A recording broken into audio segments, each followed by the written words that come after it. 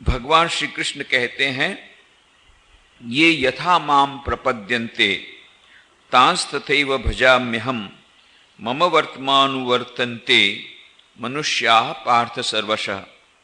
हे अर्जुन, जो मेरे को जैसे भजते हैं मैं भी उनको वैसे ही भजता हूँ।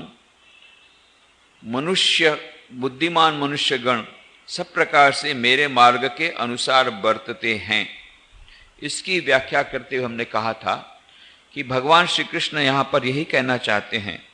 जब बताया कि श्रीमद् भगवद गीता पहले के श्लोकों में बताया कि भगवान श्री कृष्ण कहते हैं, जो मेरे दिव्य रूप को, दिव्य जन्म को तत्व से जानता है उसे मोक्ष की प्राप्ति होती है।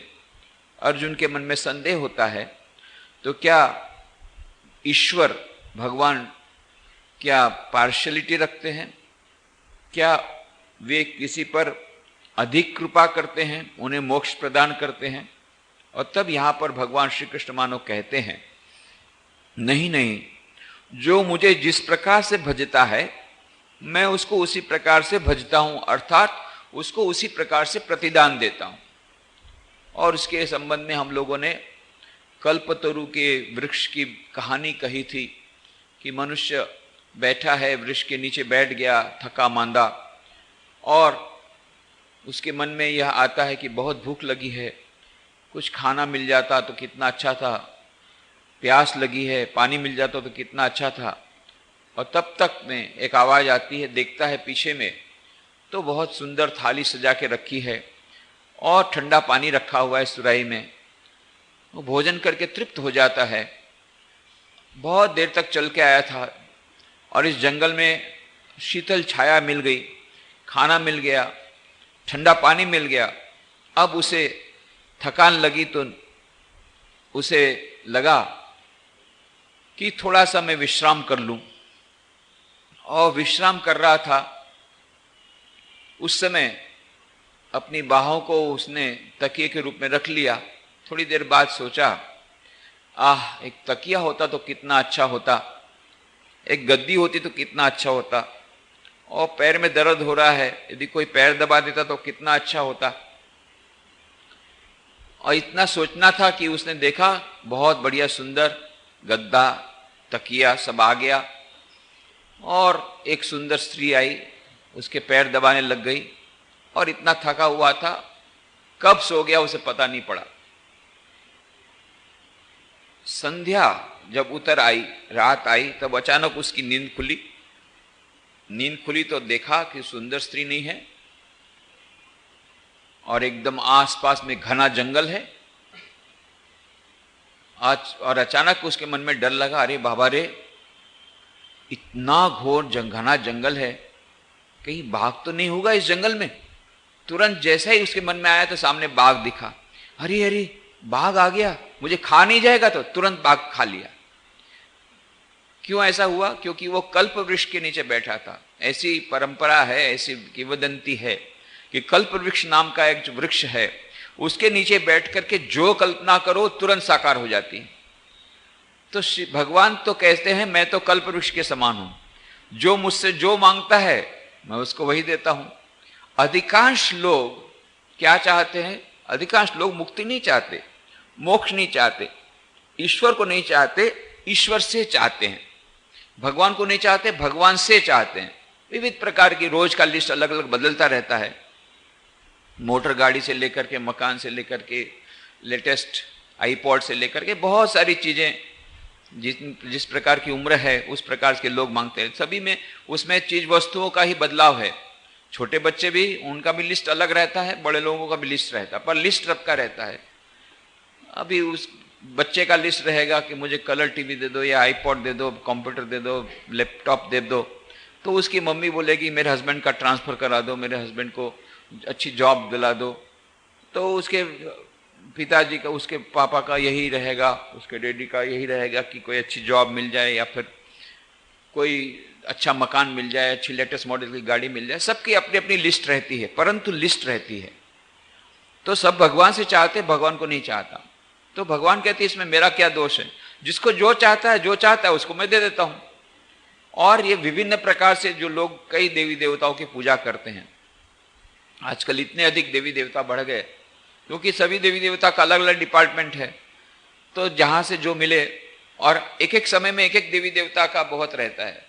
अब बीच में संतोषी माँ का बहुत चला कि संतोषी माँ से जो मांगोगे तुरंत संतोष कर देगी, जो चाहिए मिल जाएगा, तो संतोषी माता की सब जगह पूजा होने लगी। अभी दशा माँ की पूजा चल रही है, दशा माँ जो दे देगी वही चल जाएगा। क्यों? दशा माँ की पवित्र, क्यों?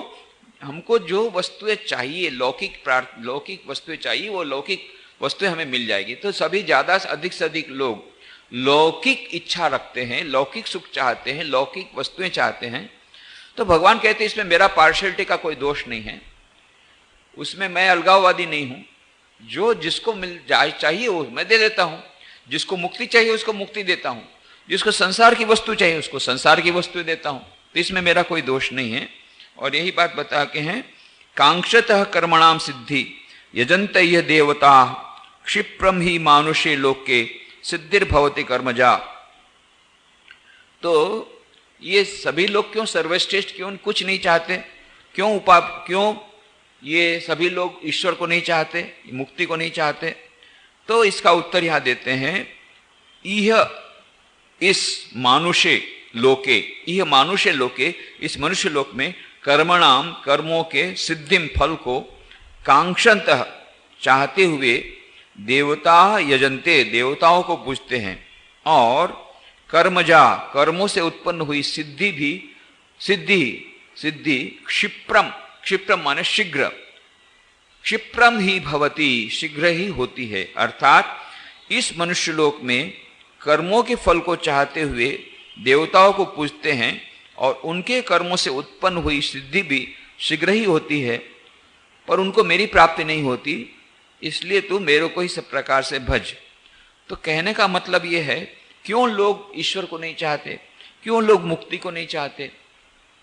इसका कारण यह है, श्री भगवान बताते हैं कि उसको मिलने में देर लगती है। ये एक दो दिन की बात नहीं, सभी लोग चाहते हैं, पर सभी आजकल क्या चाहते हैं? सभी चाहते हैं तत्काल रिजर्वेशन चाहिए, तत्काल हमें सुख चाहिए, इंस्टेंट सक्सेस चाहिए, इंस्टेंट कॉफी चाहिए, इंस्टेंट सक्सेस चाहिए, इंस्टेंट समाधि चाहिए। और यदि इंस्टेंट सक्सेस नहीं होती, इंस्टेंट डेथ चाहिए, तुरंत हमको मर जाना है, बिल्कुल 1 मिनट की देर नहीं, तुरंत आत्महत्या कर। इंस्टेंट का जमाना आ गया, इंस्टेंट चाहिए। अब ईश्वर प्राप्ति के लिए बोले इंस्टेंट मिलेगा, तो बोले हाँ इंस्टेंट मिलेगा, $500 दे दो, तुरंत इंस्टेंट समाधि। तो देने वाले हैं, लेने वाले हैं। हमारे रामकृष्ण मठ मिशन के अभी जो प्रेसिडेंट महाराज हैं, पूज्य आत्मस्थान जी महाराज, वो जब जनरल सेक्रेटरी थे तो आए हुए थे वहां पर पोरबंदर। उस समय उनके साथ ही मैं ट्रैवल कर रहा था, तो हम लोग कलकत्ता से बंबई आ रहे थे। तो उसमें एक व्यक्ति ने आके प्रणाम किया कि आप रामकृष्ण साधु हैं? बोले हाँ। अच्छा, आप लोग क्या दीक्षा वीक्षा भी होती है, सुना है?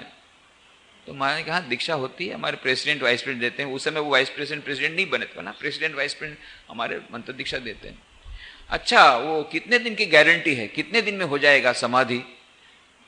तो महाराज ने कहा यहाँ कोई गारंटी नहीं है, यहाँ तो यही है कि जितनी साधना करोगे तब उस साधना के अनुसार फल मिलेगा।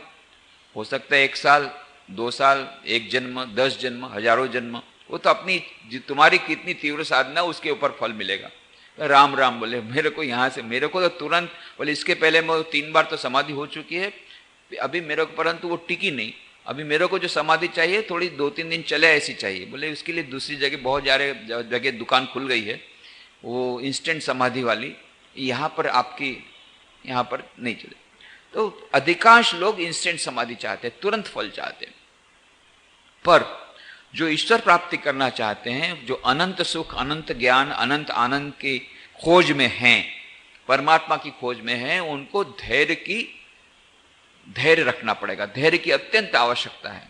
इसीलिए स्वामी विवेकानंद जी उदाहरण देते हैं, नारद मुनि जा रहे हैं और बीच में आए, जंगल में देखा एक तपस्वी तपस्या कर रहे हैं, इतनी अधिक तपस्या कर रहे हैं, उनकी बालों में वाल्मीकि आगे मानो जू रेंग जाती है, उस प्रकार की जटा हो गई।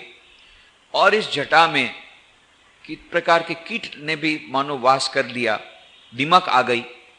तो दीमक से मानो दीमक लग गई थी उसके जटा पर, इतनी कठोर तपस्या कर रहा था वह बहुत वर्षों से। तब उसने देखा नारद मुनि कहाँ जा रहे हैं? वैकुंठ जा रहा हूं इस प्रभु से मिलने। बोले देखिए नारद जी, जरा मेरा एक अनुरोध है, थोड़ा ईश्वर से भगवान से पूछिएगा कि बहुत वर्षों से इस प्रकार से मैं तपस्या कर रहा हूं, तो मुझे कब भगवान के दर्शन मिलेंगे, कब मुझे मुक्ति मिलेगी, जरा पूछ लीजिएगा। बोले ठीक है। आगे बढ़े। थोड़ी देर बाद देखा एक पेड़ के नीचे एक मनुष्य था, भगवान का नाम ले रहा था, गाना कर रहा था, भजन गा रहा था, भगवान का नाम ले रहा था मस्ती से। देखा नारद मुनि कहाँ जा रहे हैं? बोले मैं जा रहा हूँ वैकुंठ जा रहा हूँ भगवान से मिलने। ओ वैकुंठ जा रहे, तो जरा पूछिएगा ना भगवान से, ये तो बहुत साल से साधना कर रहा हूँ, तो भगवान का दर्शन कब होगा, कब मुक्ति मिलेगी? नारद मुनि का ठीक है। भगवान वैकुंठ जा करके जब नारद मुनि वापस लौटे तो गोल घूमते हुए गए तो सबसे पहला वो व्यक्ति मिला जिसने कठोर तपस्या की थी, दीमक लग गई थी उसकी जटा पर। नारद मुनि आप जाके आप आ गए? बोले हाँ। तो प्रभु से मेरा प्रश्न पूछा? बोले हाँ। तो प्रभु ने क्या उत्तर दिया? तो प्रभु ने यही कहा है कि मात्र 3 जन्म उचित और लेने पड़ेंगे, 3 जन्म के बाद तेरी मुक्ति हो जाएगी। हाँ, इतनी कठोर तपस्या की, मैं सोच रहा था 3 दिन में हो जाएगा। 3 दिन नहीं, 3 महीना नहीं, 3 साल नहीं, 3 जन्मों तक मुझे तपस्या करनी पड़ेगी। अरे रे रे रे, मुझे 3 जन्म तक तपस्या करने पड़े, रोने लग गया। आगे बढ़े नारद मुनि। तब वो व्यक्ति आया जो नाच गान कर रहा था, भगवान का नाम ले रहा था। नारद मुनि गए थे? बोले हाँ। मेरा प्रश्न पूछा? हाँ। क्या कहा प्रभु ने? प्रभु ने यही कहा, ये इमली का पेड़ देख रहा है? तो बोले हाँ। इस पेड़ में जितने पत्ते हैं उतने जन्मों तक तुझे तपस्या करनी पड़ेगी, उसके बाद तेरी मुक्ति हो जाएगी। क्या कहा? प्रभु ने खुद ने अपने मुंह से कहा मेरी मुक्ति हो जाएगी। हाँ हाँ, उन्होंने कहा तेरी मुक्ति अवश्य होगी, परंतु इतने जन्मों तक तपस्या। पर कहा ना मुक्ति तो हो जाएगी ना, अपने मुंह से कहा ना। एकदम नाचने लगे, वाह वाह मेरी तो मुक्ति हो जाएगी, मेरी मुक्ति हो जाएगी। इतना नाचने लग गया, तुरंत आकाशवाणी, वत्स तुझे अभी दर्शन होंगे। क्यों? इतने जन्मों तक तू तपस्या करने के लिए धैर्य तो रखता है, तुझे अभी दर्शन देता हूं। कहने का मतलब साधक के लिए व्याकुलता जिस प्रकार से अत्यंत आवश्यक है, तीव्र व्याकुलता ईश्वर को पाने की, उसी प्रकार से धैर्य की, असीम धैर्य की भी आवश्यकता है। तो यह भगवान श्री कृष्ण कहते हैं बहुत अधिकांश लोगों को धैर्य नहीं होता है, ये तो लंबा रास्ता है। लोग चाहते हैं इंस्टेंट, तुरंत फल चाहते हैं, तुरंत फल देने वाला, तो तुरंत प्रतिदान मिले, तुरंत फल मिले। तो फिर बहुत सारे देवी देवता हैं, क्षिप्रम ही मानुष देके सिद्धिर भवति, सब सिद्धि चाहते हैं। इसीलिए जाते हैं सिद्धि विनायक मंदिर में जाते हैं, प्रभु जल्दी से सिद्धि दे दो, जल्दी से रिद्धि दे दो, जल्दी से लॉटरी लग जाए, जल्दी से पैसे गाड़ी आ जाए, जल्दी से जल्दी हम चाहते हैं। और ये जल्दी जो चाहने वाले हैं वे भगवान श्री कृष्ण कहते हैं वे मुझे नहीं चाहते। तो जो चाहते हैं जिसको, वो उस प्रकार से मैं देता हूं। जिसको मुक्ति चाहिए, मेरा दर्शन करना है, उसको इस प्रकार से साधना कराता हूं। पर यह जो ईश्वर प्राप्ति का रास्ता, परम प्राप्ति का, परम पद की प्राप्ति का रास्ता, और साथ साथ में यह जो रास्ता कि जिसमें परम आत्म साक्षात्कार होता है, वह जो परम सिद्धि के लिए बहुत कम लोग व्याकुल होते हैं। अधिकांश लोग वो तुरंत सिद्धि चाहते हैं, तुरंत फल चाहते हैं, लौकिक कामना रखते हैं, और इसीलिए विभिन्न देवी देवताओं के पास जाते हैं। तो जो जिस प्रकार से चाहता है मैं उसी प्रकार से, ये यथा माम प्रपद्यन्ते तांस तथैव भजाम्य हम। यह एक अर्थ हमने कहा कि जहां पर भगवान श्री कृष्ण कहते हैं जो जिस प्रकार से जो चाहता मैं उस प्रकार से देता हूं, मैं तो कल्पतरु है।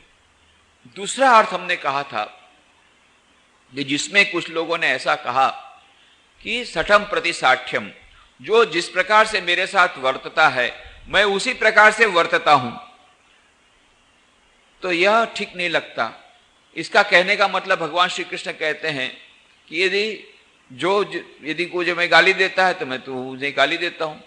इस प्रकार का अर्थ हमें वह समुचित प्रचित नहीं होता। और तीसरा अर्थ हमने बताया था, यहां पर मानो भगवान श्री कृष्ण देव की जो वाणी है, जो तो मत तो पथ, जितने मत उतने पथ, यह परिलक्षित होती है जहां भगवान श्री कृष्ण कहते हैं ये यथा माम प्रपद्यन्ते, जो जिस प्रकार से मेरी भजना करता है मैं उसी प्रकार से उसके पास जाता हूं, उसको भजता हूं। कहने का मतलब मेरे को प्राप्त करने के मार्ग अलग अलग हैं।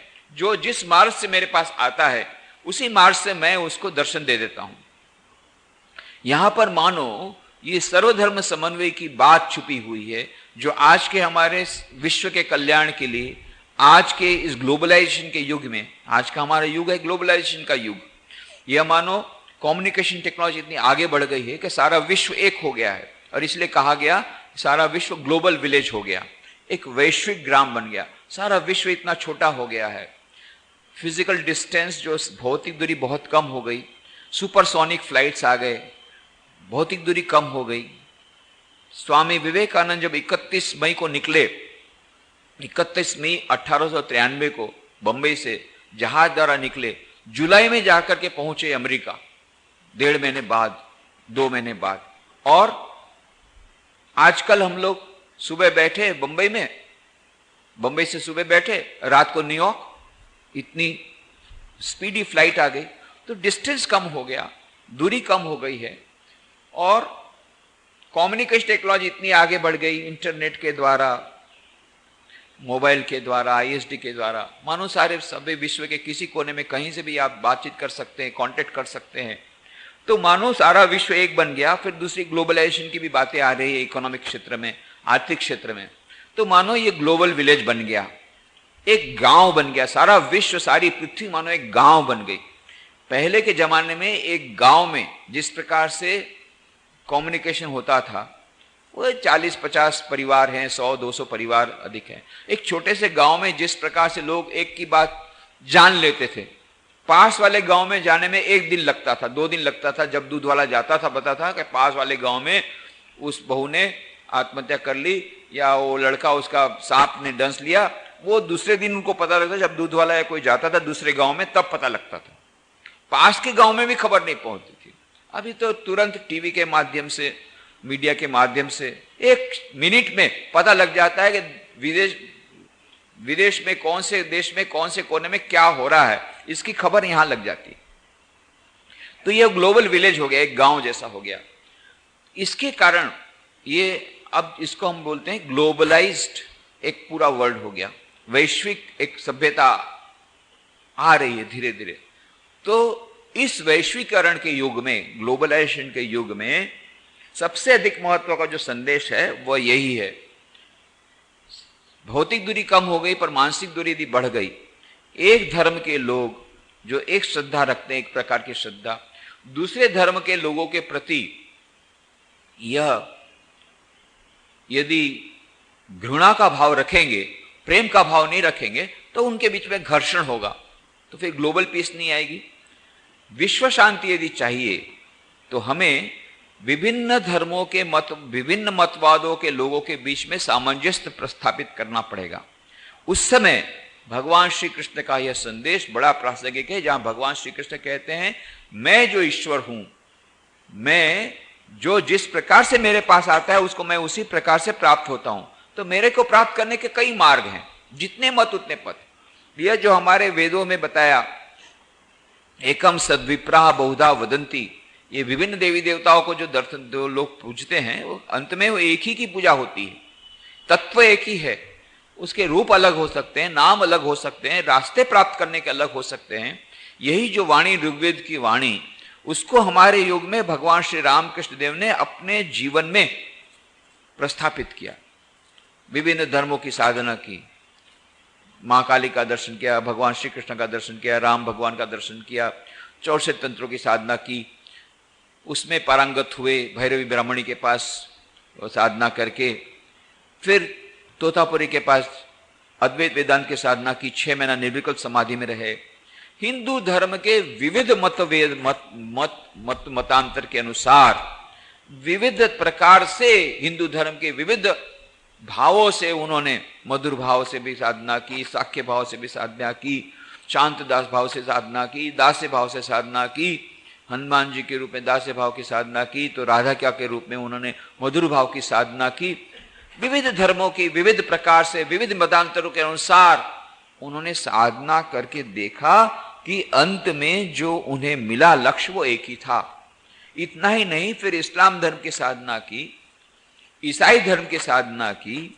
इन सभी धर्मों की साधना के अंत में उन्हें जो अनुभूति प्राप्त हुई, अखंड सच्चिदानंद, एक अत्यंत विरल इस प्रकार की अनुभूति की, तब वे इस निष्कर्ष पर आए, जो तो मौत तो पथ, जितने मौत उतने पथ। पथ अलग अलग हो सकते हैं, मंजिल एक है और उस मंजिल के नाम अलग अलग हो सकते हैं। एक ही तालाब के 4 घाट हैं, हिंदू जाके बोलता है मैं जल ले आया, मुसलमान जाके बोलता है मैं पानी ले आया, क्रिश्चियन जाकर बोलता है मैं वाटर ले आया, और चौथा जाके बोलता है मैं एक्वा ले आया। अरे भाई, एक ही बात है। कोई बोलता है पानी, कोई बोलता है जल, कोई बोलता है वाटर, कोई बोलता है एक्वा। साइंटिस्ट लोग बोलते हैं भाई ये H2O है, अब इसको जो नाम दे दो तुम दे दो, है एक बेसिकली H2O। उसी प्रकार से एक अखंड सच्चिदानंद एक सत्य है, परम सत्य है, जो समय, स्थल और कार्य कारण से परे है। Supreme reality beyond time, space and causation. यह जो परम सत्य है, उसका जो नाम दे दो, कोई बोलते हैं खुदा, कोई बोलते ईश्वर, कोई बोलते राम, कोई बोलते कृष्ण, कोई बोलते दुर्गा, कोई बोलते काली, कोई बोलते अल्लाह, कोई बोलते गॉड। तो ये अलग अलग नाम हो सकते हैं, पर एक ही परम सत्य है। यह जो बात श्री रामकृष्ण देव ने अपने जीवन की प्रयोगशाला में विविध धर्मों की साधना करके बताई, भगवान श्री कृष्ण ने 5000 वर्षों पूर्व बताई थी। ये यथा माम प्रपद्यन्ते तांस तथैव भजामि हम, उसको जो हम भूल गए थे, फिर से श्री रामकृष्ण, जो राम थे, जो कृष्ण थे, हमारे इस युग में रामकृष्ण के रूप में आप में फिर से वही श्री कृष्ण का संदेश अधिक अच्छी तरह प्रयोगशाला में एक्सपेरिमेंट करके बताया, और उसी वाणी को मुखरित किया स्वामी विवेकानंद ने शिकागो विश्व धर्म सभा में। स्वामी विवेकानंद इतने सुप्रसिद्ध क्यों हुए? क्योंकि सभी लोगों ने अपने अपने धर्म की बात कही, पर यह जो वैश्विक धर्म की बात, सभी धर्मों को स्वीकार करने की बात, यह जो उदारवादी दृष्टिकोण जो हिंदू धर्म में है, पहले से है, इसकी बात किसी और लोगों ने इसी की नहीं की। इसीलिए ये जो 7000 वहां पर श्रोता थे, मानो मुग्ध हो उठे, 3 मिनट तक ताली बजाई। पहले तो dear sisters and brothers of America के सुनते ही 11 सितंबर 1893 में जब स्वामी जी ने अपना ऐतिहासिक भाषण दिया, तो पहले ही वो इस प्रकार का एक उनके भीतर से जो विश्व भातृत्व की भावना थी कि सभी मेरे भाई और बहन हैं, यह भावना उनके मन में दिल से निकली, दिल से वह शब्द निकला, dear sisters and brothers of America, अमेरिकावासी भाई और बहनों। और मानो उनके हृदय की वाणी को उस 7000 लोग जो बैठे थे उनकी हृदय में उनको स्पर्श किया, और इसीलिए सब खड़े होकर के 3 मिनट तक ताली बजाते रहे। यह अद्भुत चमत्कार।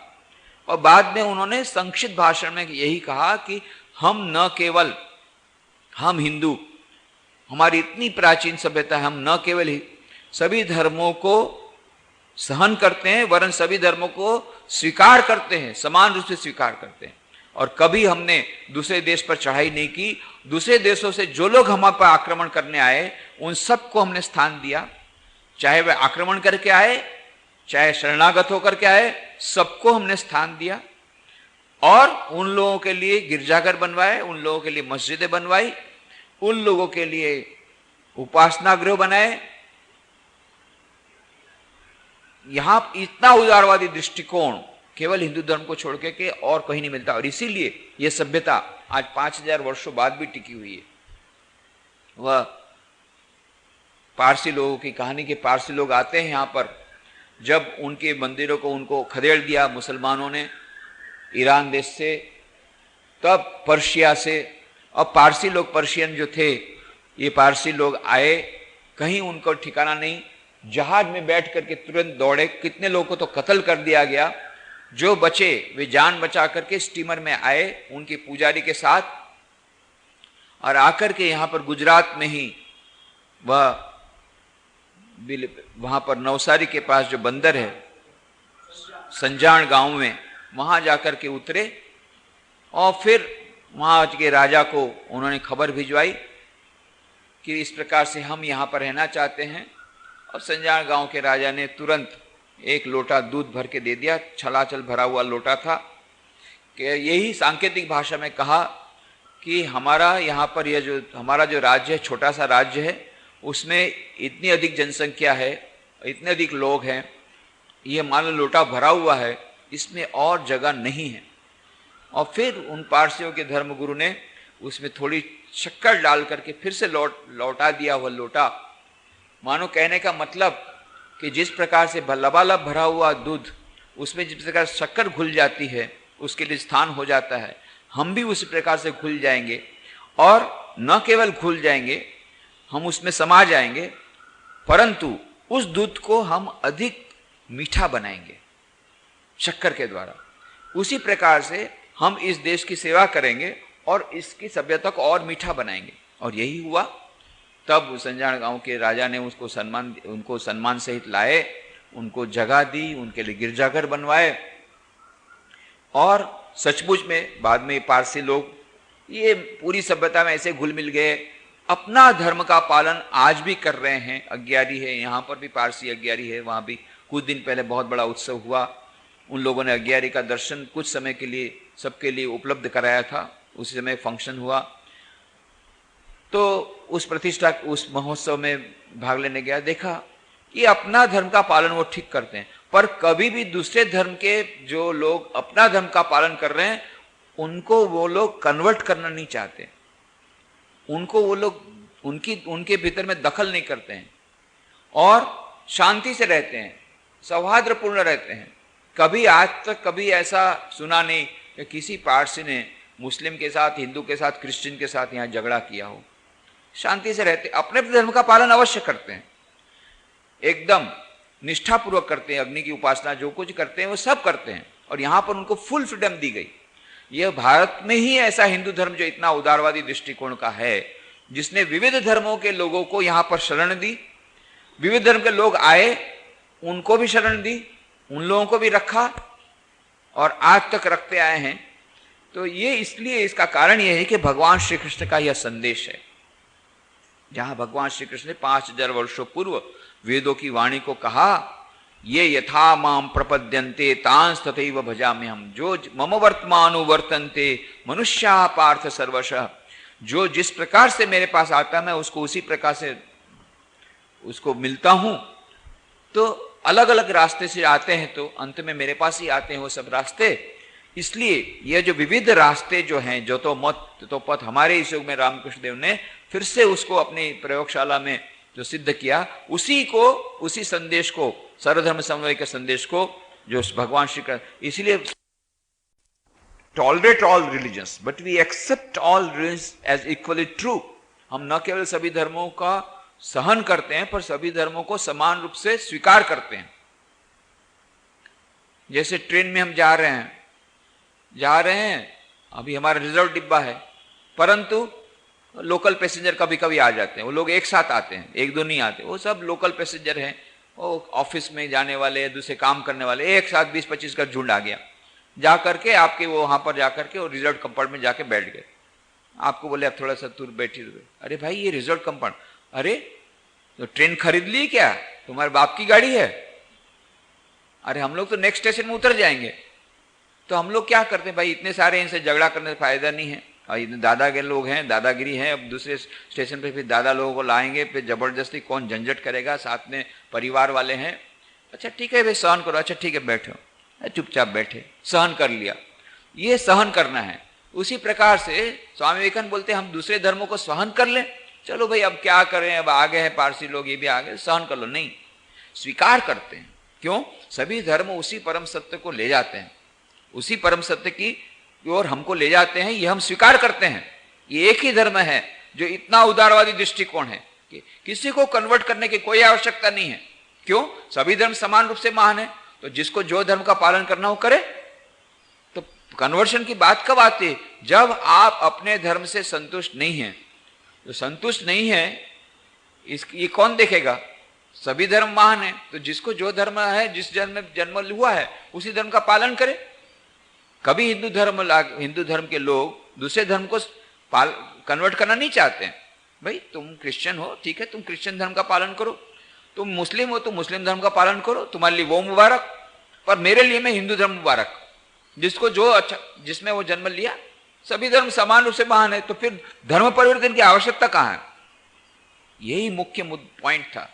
अभी भी जून महीने में 12 और 13 जून को एक कॉन्फ्रेंस हुई, एक क्लोज डोर मीटिंग हुई। तो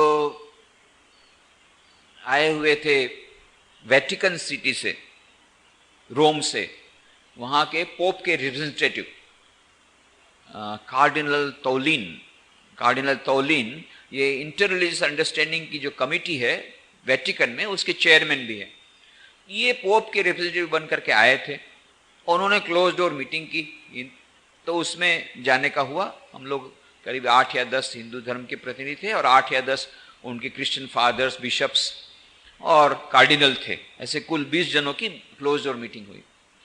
तो उन्होंने यही मुद्दा उठाया सबसे पहले कि भाई हिंसा होनी चाहिए या नहीं धर्म के नाम पर। यदि नहीं होनी चाहिए तो क्यों हो रही है? उड़ीसा में क्यों ऐसा हुआ? Number 1 question. तो फिर ये हिंसा को दूर करने के लिए क्या किया जाए, इंटर रिलीजियस अंडरस्टैंडिंग के लिए क्या किया जाए, ये सब बातें हुई। तब मैंने ये बताया कि भाई हम लोग का ये आंसर तो बहुत पहले से है। 5000 वर्षों से हम ये मानते आ रहे हैं कि धर्म के नाम पर हिंसा नहीं होनी चाहिए, और सबसे शांति प्रिय देश हमारा भारत है। कभी धर्म के नाम पर हमने किसी पर अत्याचार नहीं किया। और दूसरी बात है, यहाँ सभी धर्मों को हम समान रूप से स्वीकार करते हैं। स्वामी जी की बात शिकागो धर्म सभा में जो कही थी, और गीता में भगवान श्री कृष्ण ने यही कहा, ये यथा माम प्रपद्यन्ते तांस तथैव भजाम्यहम्, हम उसी को बात को मानते हैं। पर अभी अभी पिछले कुछ वर्षों में यदि इस कुछ हिंदुओं में, बहुत माइनॉरिटी है, इन कुछ हिंदुओं में यदि कुछ बदलाव आया है, उनकी विचारधारा में बदलाव आया है, वे यदि कुछ हिंसा की ओर जाने लग गए हैं, वे इस प्रकार से रिटेलिएट कर रहे हैं, तो इसके लिए हमें चिंतन करना होगा। इसका कारण क्या है? अभी तक जो 5000 साल तक जो शांत थे, अचानक कैसे अशांत हो गए? तो उसके पीछे क्या कन्वर्शन जिम्मेदार नहीं है? तो यह भी देखना पड़ेगा। यदि फोर्स्ड कन्वर्शन होगा, फोर्स्ड कन्वर्शन केवल तलवार की नोक पर नहीं, गन पॉइंट पर नहीं, फोर्स्ड कन्वर्शन कई प्रकार से होता है। लालच देकर के भी हो सकता है। लालच देकर के ट्राइबल्स लोगों को कन्वर्शन होता है, वो हम लोगों ने देखा, और गन पॉइंट पे भी देखा है। गांव के गांव, सारे गांव के गांव गन पॉइंट पर कन्वर्ट किए गए। अरुणाचल प्रदेश में हमारे स्वामी जी ने देखा, अरुणाचल प्रदेश में, मिजोरम में, नागालैंड में गन पॉइंट पर सारा गांव कन्वर्ट नहीं होगा तो एक भी यहां पर आदमी जिंदा नहीं रहेगा। यह किस प्रकार से कन्वर्ट हो रहा है। और मैं स्वयं था, रांची में था, 10 साल देखा। वहां पर आदिवासी लोग बहुत हैं। हम लोग का आदिवासी का बहुत बड़ा प्रोजेक्ट है, दिव्यांग कृषि विज्ञान केंद्र। किस प्रकार से वो छोटा नागपुर के उस ट्राइबल इलाके में कन्वर्शन हो रहा है। उनको कुछ लालच दे देते हैं, हर रविवार को चर्च में आना पड़ेगा, बैप्टाइज करेंगे, उसका नाम बदल देंगे, जोसेफ, जॉन कुछ हो जाएगा नाम, बैप्टाइज करेंगे, और 1 साल तक हर रविवार को उनको कुछ न कुछ गिफ्ट मिलेगी। पर 1 साल के बाद फिर उनकी फिर उसके बाद उसको छोड़ देते हैं कि चलो वो कन्वर्ट हो गया। फिर यही लोग हमारे दिव्यांग कृषि विज्ञान केंद्र में ट्रेनिंग में आते हैं। उसका नाम है जॉन। करता क्या है, सुबह 4 बजे उठता है, रामकृष्ण शरणम गान भजन करता है, उधर मंदिर में जाकर के चंदन घिसता है, और उसके बाद में पूरा हरिबोल करता है, भजन करता है, राम। जॉन नाम है, नाम के वास्ते है। बाद में वह जाकर के उसको, तो ये संस्कार तो उसके ब्लड में है, जाएंगे कहाँ। परंतु यह जो कन्वर्शन होता है, जो फोर्स कन्वर्शन चाहे किसी भी प्रकार से, यह भी इस अशांति का कारण है कि जहां पर कि इस प्रकार के अभी भी कुछ केस हुए। तो यही हमने बताया कि ये दोनों एक साथ होने पड़ेंगे, और बाद में यही निर्णय किया गया भाई वायलेंस तो नहीं होना चाहिए, पर कन्वर्शन भी, फोर्स कन्वर्शन भी नहीं होना चाहिए, दोनों एक साथ होगा। ये सब बातें हम लोगों ने बताई। और फिर शाम को उन्होंने इंटरफेथ कॉन्फ्रेंस रखी, तो जहाँ पर कि गवर्नर भी आए, महाराष्ट्र के गवर्नर, और करीब 1200 क्रिश्चियन लोग थे। उस समय मुझे जब कहा गया तो मैंने यही बात बताई कि स्वामी विवेकानंद ने शिकागो विश्व धर्म सभा में पहले ही कह दिया था कि हम सभी धर्मों को स्वीकार करते हैं, और धर्म के नाम पर जितनी खून की नदियां बही और किसी प्रकार से नहीं बही, वो किसी कारण से नहीं बही, और यदि हमें विश्व शांति चाहिए तो धर्म के नाम पर जो झगड़े उनको मिटाना होगा। उसका एकमात्र उपाय यह है कि हम एक दूसरे को समझें, एक दूसरे के प्रति सद्भाव रखें, विविध धर्मों के लोग एक साथ आएं इसी प्रकार के पार्लियामेंट रिलीजन्स में, और एक दूसरे के विचारों को समझें, और दूसरों को केवल सहन करना नहीं पर दूसरों को स्वाधीनता दें कि आपको ये धर्म अच्छा लगता है तो आपको नहीं, पर यदि मैं ऐसा मानता हूं कि नहीं, केवल मेरा धर्म ही सच्चा है, केवल मेरे धर्म के जो अनुयायी हैं वही लोग बचेंगे, बाकी सब नरक में जाएंगे, और इनको नरक में से बचाना ये हमारा कर्तव्य है, इसीलिए उनको कैसे भी करके ये न के न प्रकारेण, लालच के द्वारा, वस्तुओं को गिफ्ट के द्वारा, या जोर करके, या उसी प्रताड़ना करके, कैसे भी करके उनको कन्वर्ट करके हमारे धर्म में हम ले आए। यदि इस प्रकार की भावना जब तक रहेगी, एक भी धर्म में रहेगी, तो सभी धर्मों के यही कहना है, उनका यही कहना है भाई हम भी विश्व शांति चाहते हैं। तो विश्व शांति कब आएगी? विश्व शांति तब तक नहीं आएगी जब तक ये विविध धर्मों के लोग जो हैं वो झगड़ते रहते हैं। तो समाधान क्या है? समाधान यही है कि विश्व के जितने लोग एक धर्म का यदि पालन करेंगे तो झगड़ा ही नहीं होगा। और वो धर्म कौन सा होगा? जिस धर्म का मैं पालन कर रहा हूं वो धर्म का पालन यदि सब लोग करना शुरू कर दें तो कल विश्व शांति आ जाएगी। और क्रिश्चियन लोग बोलते हैं, हम भी यही कहते हैं कि सभी लोग यदि क्रिश्चियन जिस दिन बन जाएंगे उस दिन ये सारे विश्व में शांति आ जाएगी। मुस्लिम बोलते हैं, हम भी तो यही कहते हैं, जिस दिन सारे विश्व में सभी लोग मुस्लिम हो जाएंगे तो एकदम शांति आ जाएगी। पर ये शांति नहीं आएगी, क्योंकि मुस्लिम में भी फिर बहुत प्रकार के उसके भीतर भी भेद हैं, शिया और सुन्नी उसके बीच होता रहेगा। क्रिश्चियन में रोमन कैथोलिक और प्रोटेस्टेंट, रोमन कैथोलिक को कहा गया भी क्रिश्चियन आप लोग इतना कन्वर्ट करते हैं, ऊपर से बोलते हैं वायलेंट। बोले हम लोग कन्वर्ट नहीं करते, वो तो प्रोटेस्टेंट करते हैं, वही लोग बुरे हैं, हम लोग तो बहुत अच्छे हैं, हम लोग रोमन कैथोलिक है, हम तो कैथोलिक है, हमारा नाम ही कैथोलिक है, हम तो उदारवादी हैं। तो फिर प्रोटेस्टेंट लोग प्रोटेस्ट करते, उसको प्रोटेस्टेंट लोग आप क्यों प्रोटेस्ट नहीं करते? प्रोटेस्टेंट लोग जो हैं वो यदि इस प्रकार से कन्वर्ट करते हैं तो वो भी तो क्रिश्चियन है, उनको आप समझाइए क्राइस्ट के नाम पर आप नहीं करिए। तो इनके भीतर में भी झगड़े हैं, Protestant, eastern Orthodox church, Roman Catholic, हजार उनके भी ऑर्डर हैं। तो वो समस्या का समाधान तब तक नहीं होगा जब तक भगवान श्री कृष्ण के इस संदेश को हम पालन नहीं कर लेते अपने जीवन में। कौन सा? ये यथा माम प्रपद्यन्ते तांस्तथैव भजाम्यहम् मम वर्तमानो वर्तन्ते मनुष्या पार्थ। विविध प्रकार के लोग हैं, विविध प्रकार की रुचियां हैं, जिसको जो रुचि लगे रुचि के अनुसार। ये छोटे छोटे बच्चों में भी किस प्रकार से पॉइजनिंग होता है। तो एक बड़ौदा के स्कूल में, राजकोट में जब था तो बड़ौदा के स्कूल में आना हुआ, उस समय कुछ दंगे हुए थे, हिंदू मुस्लिम के दंगे हुए थे। तो एक मुस्लिम लड़के ने, शायद मुस्लिम लड़के से पूछा, इस प्रकार से ये धर्म के नाम पर ये सब होता है कि आपको अच्छा लगता है? नहीं अच्छा लगता नहीं था। तो फिर ऐसा अलग अलग प्रकार के धर्म के लोग क्यों भगवान ने बनाए? एक ही धर्म का रहता तो प्रॉब्लम नहीं होता। ये विविध इतने प्रकार के धर्म, बेस्ट इसका सॉल्यूशन एक ही है, सबको एक धर्म का पालन करने को बोल दो। कुछ लोग और इंटेलिजेंट बोले धर्म को ही निकाल दो, न रहेगा बांस न बजेगी बांसुरी। तो हमने कहा कि वो तो बहुत अच्छा उदाहरण है, बहुत अच्छा सॉल्यूशन है, पर वो सॉल्यूशन कैसा है वो सुन लो। एक लोहार था, वो काम कर रहा था और एक मक्खी उसे बहुत परेशान कर रही थी। तो उसका बहुत बुद्धिमान एक लड़का था, उसने बोला देख भाई, ये जब लोहा गर्म रहता है उसी से मुझे हथौड़ा मारना पड़ता है, अब वो मक्खी उड़ाने जाओ तो लोहा ठंडा हो जाता है, तो जरा मक्खी को देख, मेरे सिर पे मक्खी ना बैठे देखना। बोला आप बिल्कुल चिंता मत कीजिए। और जहां देखा वो उसके पिताजी वो सब कर रहे हैं, लोहे को मारे, उसी से मैं उसने देखा कि एक मक्खी जाकर के सिर पर बैठी, तुरंत उसने एक हथौड़ा लगाया, इतना जोर से मारा कि मक्खी मरी और पिताजी भी वहीं खत्म। तो हम लोग यही चाहते हैं कि सर ये जो धर्म के बीच के झगड़े हैं उनको खत्म करना है, तो धर्म को ही खत्म कर डालो, आदमी को ही खत्म कर डालो। सिर नहीं रहेगा तो सिर पर मक्खी कहां से बैठेगी, सिर को ही खत्म कर दो। तो हम लोग यही चाहते हैं, मक्खी के साथ आदमी भी मर जाता है। धर्म नहीं रहेगा तो फिर विश्व में कोई सवाल ही नहीं है, फिर मनुष्य और पशु में कोई अंतर नहीं रहेगा, कोई अंतर नहीं रहेगा। मनुष्य पशु में अंतर कहां का है, एक ही तो अंतर है, धर्म। आहार निद्रा भय मैथुनंच सामान्य में तत् पशु भी नराणाम धर्मो ही तेषाम अधिको विशेषः धर्मेण हीना पशु भी समाना। चार वस्तुएं जो हैं वो मनुष्य और पशु में समान है। कौन कौन सी? आहार, मनुष्य भी आहार करता है, पशु भी आहार करते हैं। निद्रा, वो भी सोते हैं, ये भी सोते हैं। भय, ये भी भयभीत होते हैं, वो भी भयभीत होते हैं। और मैथुनम, और ये लोग भी संतान उत्पन्न करते हैं, ये लोग भी संतान उत्पन्न करते हैं। तो अंतर कहां है? दोनों में अंतर क्या है?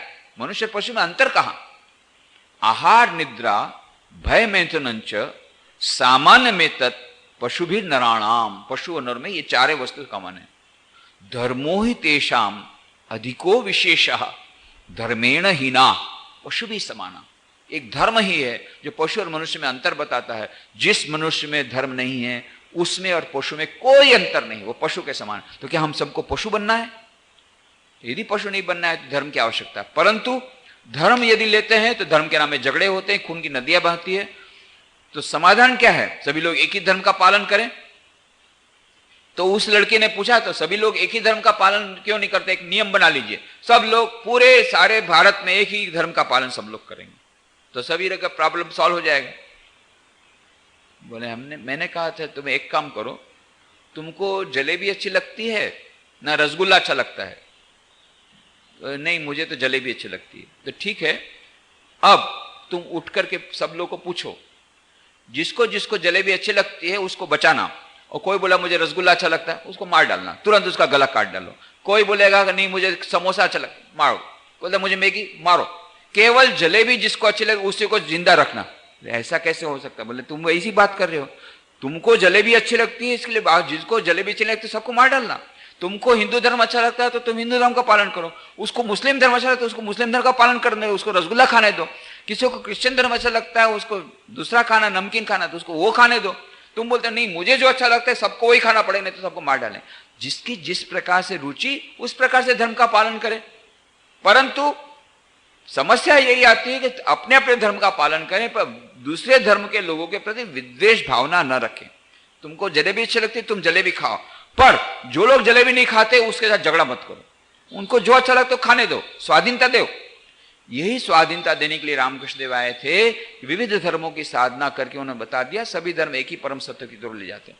तो भगवान श्री कृष्ण की यही वाणी, भगवान श्री कृष्ण की यही वाणी जो उन्होंने कहा था उसको भगवान श्री रामकृष्ण देव ने फिर से यही वाणी कही, जो तो मत तो पथ, जितने मत उतने पथ, अपने जीवन की प्रयोगशाला में उसे सिद्ध किया और उसी को मुखरित किया स्वामी विवेकानंद ने शिकागो धर्म सभा में।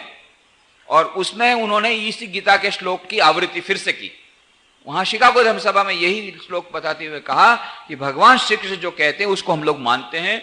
ये धर्म में विविध प्रकार विविधता हो सकती है, विविध धर्मों का पालन विविध लोग करते हुए भी उस एक परम सत्य तरफ ले जाते हैं। इसलिए दूसरे धर्मों के प्रति जो अनुयायी हैं उनके प्रति हमारे मन में किसी प्रकार की घृणा का कोई भाव नहीं होना चाहिए और उनके प्रति प्रेम का भाव होना चाहिए। ये यदि आ जाएगा तो विश्व बंधुत्व आ जाएगा, यूनिवर्सल ब्रदरहुड हो जाएगा, वैश्वीकरण ठीक ठीक हो जाएगा, ठीक ठीक से वैश्विक शांति आ जाएगी। जब वैश्विक भ्रातृत्व आ जाएगा ये धर्म के बीच की जो खाई दूर हो जाएगी।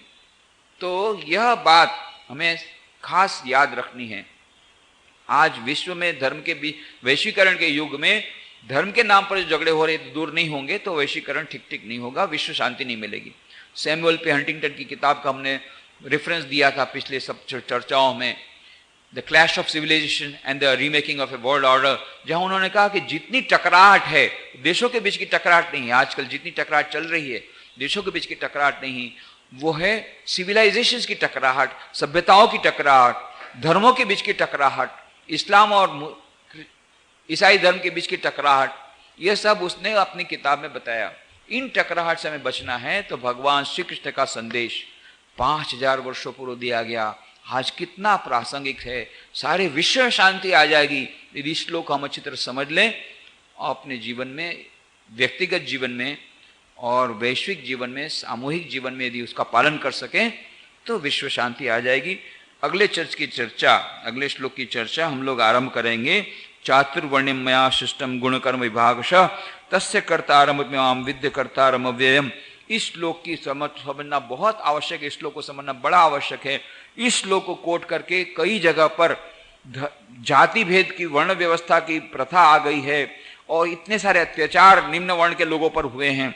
इसलिए इस श्लोक पर हम लोग जो महत्वपूर्ण चर्चा है वह अगले रविवार को नहीं करेंगे, उसके बाद वाले रविवार को हम लोग प्रयत्न करेंगे उसको करने का। आज यहीं समाप्त करें।